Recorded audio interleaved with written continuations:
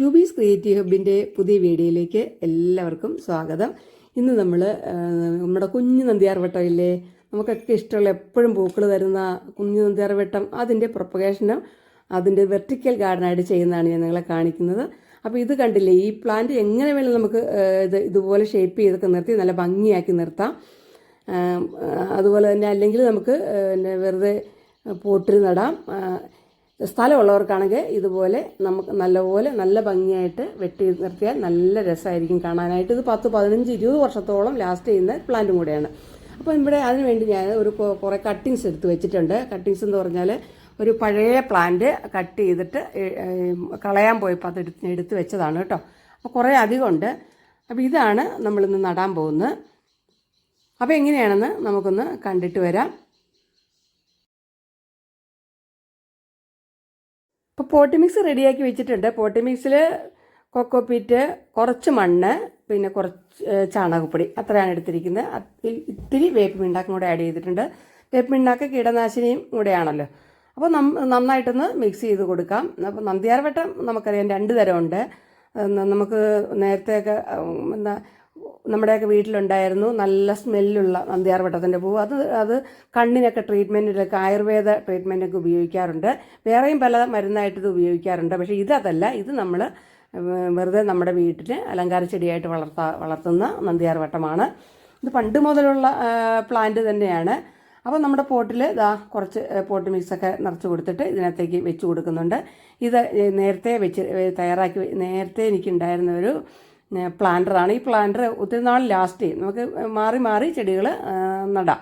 ഒരു 10 ഇഞ്ച് ഉള്ള PVC pipe ഒരു ബക്കറ്റിൽ ഉറപ്പിച്ചിട്ട് ആണ് ഇത് ചെയ്തിരിക്കുന്നത്. നല്ലപോലെ മണ്ണിട്ട് ഉറപ്പിച്ച് വെച്ചാൽ മതി, അല്ലെങ്കിൽ കോൺക്രീറ്റ് ഇട്ട് നിറയ്ക്കാം. പിന്നെ എന്താ വെച്ചാൽ ഇനി അതിൻ്റെ തന്നെ ചെറിയ റിങ്ങായിട്ട് കട്ട് ചെയ്തെടുത്തിട്ട് സ്ക്രൂ ചെയ്ത് പിടിപ്പിച്ചത് ആണ് വെച്ചിരിക്കുന്നത്. അങ്ങനെയാണ് ഈ പ്ലാന്റർ ഞാൻ തയ്യാറാക്കിയത്. ഇതിൻ്റെ വീഡിയോ ഇതിനു മുമ്പ് നിങ്ങളെ കാണിച്ചിട്ടുണ്ട്. അപ്പോൾ ഇതാണ് നമ്മുടെ കട്ടിങ്സ്. മണ്ണിൽ വെറുതെ നട്ടാലും മതി, വെള്ളത്തിൽ വെച്ചാലും വേര് പിടിക്കും. പിന്നെ ഇപ്പം ഞാൻ ഇത്തിരി സിനമൺ പൗഡർ ഇവിടെ ഇരുന്ന് എടുത്തിട്ടുണ്ട്. അതൊന്ന് റൂട്ടിംഗ് ഹോർമോണായിട്ട് ഉപയോഗിക്കാൻ വേണ്ടി, ഇത്തിരി വേഗം വേര് പിടിക്കാൻ വേണ്ടിയാണ് ചെയ്യുന്നത്. വേറെ നമുക്ക് റൂട്ടിംഗ് ഹോർമോൺ പുറത്തുനിന്ന് വാങ്ങാനും കിട്ടും. അപ്പോൾ ഈ കട്ടിങ്സൊക്കെ നമുക്ക് എടുത്ത് ഒരു 2-3 പീസ് വെച്ച് ഞാൻ വയ്ക്കുന്നുണ്ട്. അപ്പോൾ ഏറ്റവും താഴെയുള്ള ഇലയൊന്ന് നുള്ളിക്കളയണം. എന്നിട്ട് വെള്ളത്തിലൊന്ന് നനച്ച ശേഷം ഈ റൂട്ടിംഗ് ഹോർമോണിൽ തൊട്ടിട്ട് നമുക്ക് വെച്ച് കൊടുക്കണം. അപ്പോൾ കുത്തി താഴ്ത്തരുത്, ആ പൊടിയൊക്കെ പോകുമല്ലോ. അതുകൊണ്ട് എന്തെങ്കിലും ഒരു കോല് വെച്ചിട്ട് ഒരു ഹോൾ ഇട്ടിട്ട് വേണം നമ്മൾ നട്ടു കൊടുക്കാനായിട്ട്.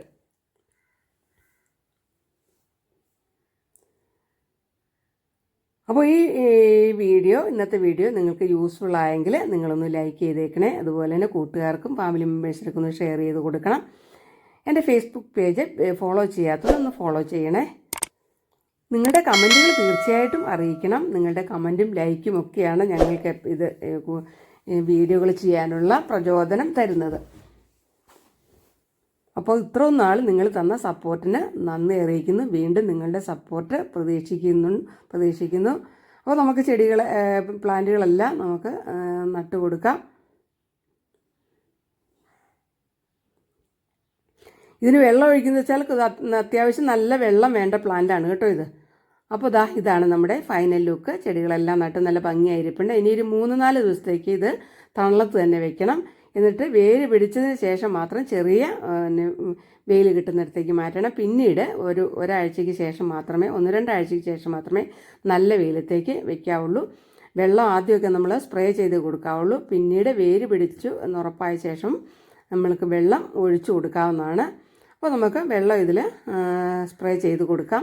ഈ സ്പ്രേ ബോട്ടിലൊക്കെ നമ്മൾ വേറെ എന്തെങ്കിലുമൊക്കെ വാങ്ങിക്കുമ്പോൾ നമുക്കിങ്ങനെ ഈ സ്പ്രേ ബോട്ടിൽ എടുത്ത് വെച്ചത് നല്ല സുഖമാണ് കേട്ടോ. നമ്മുടെ പ്ലാന്റിലൊക്കെ എന്താ പറയുക, ഹാങ്ങിങ് പ്ലാന്റ്സിലൊക്കെ സ്പ്രേ ചെയ്യാൻ ഇത് വളരെ നല്ലതാണ്.